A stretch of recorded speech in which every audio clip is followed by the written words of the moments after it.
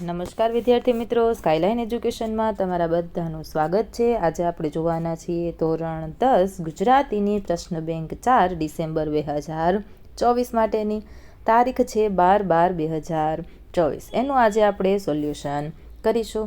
તો ચાલો શરૂઆત કરીએ। વિભાગ એ સૌપ્રથમ આપણને જોડકા આપેલા છે, પાત્ર ને કૃતિ સાથે જોડવાનું છે।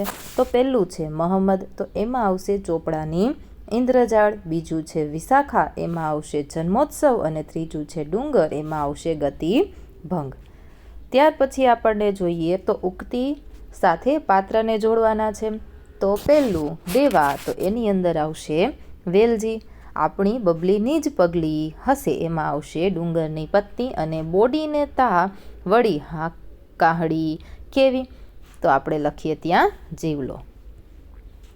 ત્યાર પછી જોઈએ વતનથી વિદાય થતા, તો એમાં આવશે જયંત પાઠક। બોલીએ ના કાંઈ, એમાં આવશે રાજેન્દ્ર શાહ। અને ત્રીજું દિવસો જુદાઈના જાય છે, એમાં આવશે ગની દહીં વાલા। ત્યાર પછી કૃતિને મૂળ સંગ્રહ સાથે જોડવાનું છે। તો જોઈએ આપણે, પહેલામાં આવશે મહેક, બરાબર, બીજામાં આવશે શ્રુતિ, અને ત્રીજાની અંદર આવશે અંતરિક્ષ।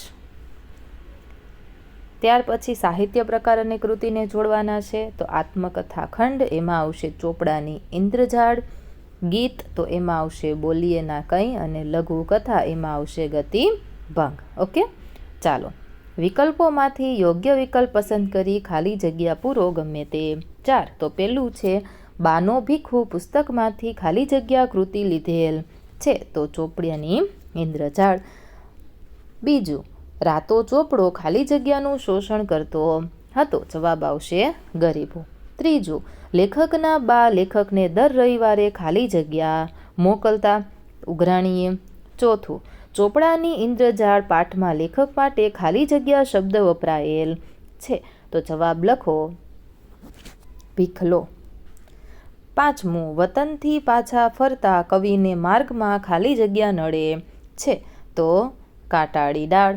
છઠ્ઠું, કવિને માથે ખાલી જગ્યાનો ભારો, તો શું આવશે ભૂતકાળ, વર્તમાન કે ભવિષ્ય। સાતમું, હૃદય ખોલવું એટલે શું થાય, તો કે મનની વાત બીજાને કરવી। આઠમું, ફગફગિયો દીવો ખાલી જગ્યામાં ટમટમતો હતો, ઝૂંપડામાં। નવમું, પ્રસૂતિની પીડાથી ખાલી જગ્યા કણસી રહી હતી, કાનજીની પત્ની। 10મું, વટપત્રમાં સૂતેલા ભગવાનના મોઢા પર ખાલી જગ્યા હાસ્ય હતું, તો ભુવન મોહનનું।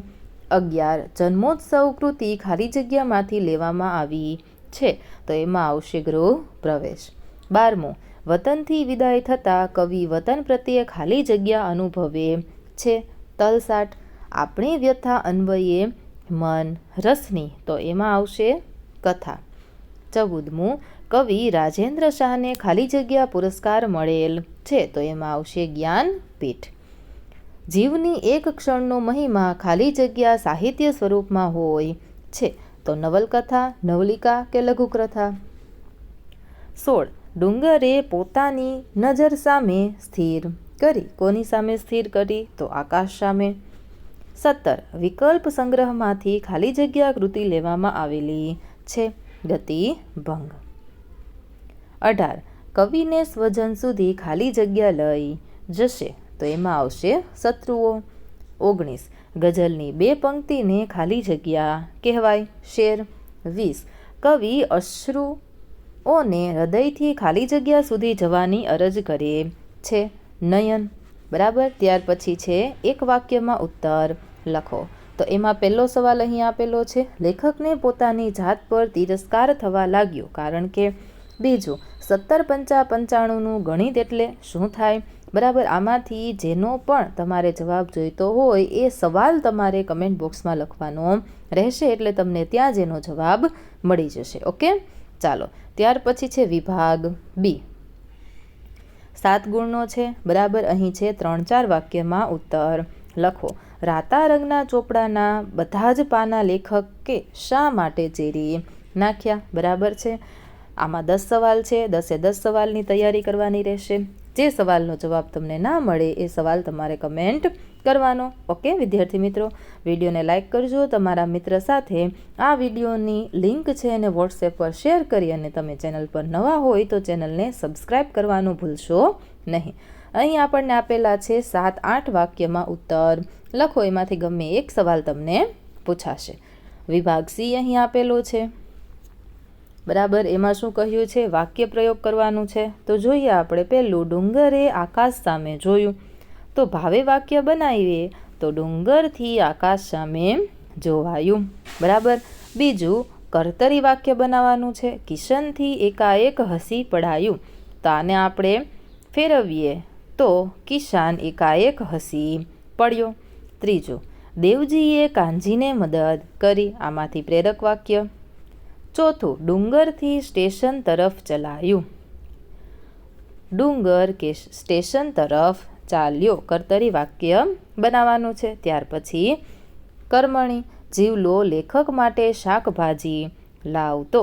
જીવલો શું કરતો? તો કે લેખક માટે શાકભાજી લાવતો. તો જીવલાથી લેખક માટે શાકભાજી લવાયું. બરાબર. ચાલો આગળ જોઈએ આપણે. જોડણી ભેદ, અર્થભેદ સમજાવવાનો છે. અવર છે અવળ. ઉપહાર, ઉપાહાર. ઉપહાર એટલે તો ખબર છે ને, ઇનામ, ગિફ્ટ. ઓકે. ત્રીજું છે ખચિત, ખચિત. ચોથું દિન અને દિન. એક દિન એટલે દિવસ, બીજું દિન એટલે ગરીબ. પાંચમું છે સુર અને સુર. ત્યાર પછી શબ્દ સમૂહ માટે એક શબ્દ. વળતર વિનાનું ફરજિયાત કરવું પડતું કામ. બીજું, નદી કિનારાની જાડી રેત. જન્મદિવસ નિમિત્તે ઉજવાતો ઉત્સવ. ચોથું, લાગણીથી ભીનું. પાંચમું, શબને ઓઢાડવાનું લુગડું. વિભાગ ડી આપેલો છે. તમને વિભાગ ડીની અંદર જે નિબંધ આપેલા છે એનું સોલ્યુશન જોઈતું હોય તો તમારે નિબંધનું નામ છે કમેન્ટ બોક્સની અંદર લખી દેવાનું. બરાબર, એટલે તમને ત્યાં સોલ્યુશન મળી જશે. વિડીયોને લાઇક કરો. તમારા મિત્ર સાથે આ વિડીયોની લિંકને વોટ્સએપ પર જરૂરથી શેર કરી દેજો. તમારી શાળાનું નામ અમને કમેન્ટ બોક્સની અંદર જરૂરથી જણાવજો રેડ હાર્ટ સાથે. બરાબર છે. તમારે આ PDF ડાઉનલોડ કરવી હોય તો તમે ટેલિગ્રામ ચેનલ છે જોઈન કરી શકો છો, અથવા તો કમેન્ટ કરો PDF, તો ત્યાં પણ તમને હું આ PDF છે પ્રોવાઈડ કરી દઈશ. ઓકે. આ વિડીયોને અંત સુધી જોવા માટે તમારો ખૂબ ખૂબ આભાર. તમને જે પણ સવાલ ના આવડે એ સવાલ તમારે શું કરવાનું છે? તો કે કમેન્ટ બોક્સની અંદર જણાવવાનો રહેશે.